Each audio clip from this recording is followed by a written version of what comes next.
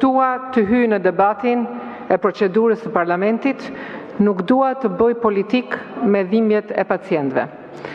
Pak javë më parë kam pranuar një sfidë të madhe.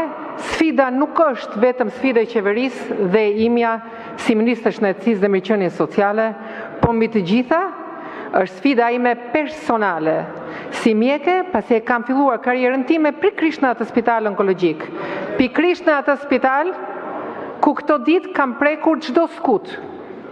Kam takuar pacientët, familjarët, mjekët, infermierët, sanitarët, pa zhurmë dhe pa media. Sfidat ekzistojnë dhe ne jemi duke vepruar. Vetëm 3 ditë më parë, Këshilli Administrativ ka aprovuar rialokimin e një fondi për 200 milion lekësh për të adresuar zgjidhjen e nevojave urgjente me bana onkologjike në QSUT.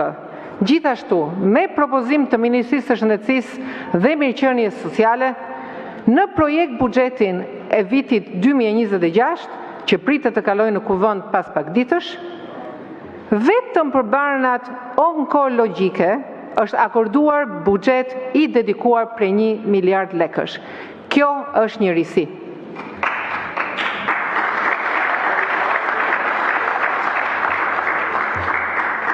Problemet nuk zgjidhen me retorik politike, apo duke luajtur me emocione dhe dhimbjet e pacientëve, zgjidhen me dedikim, punë e bashkëpunim.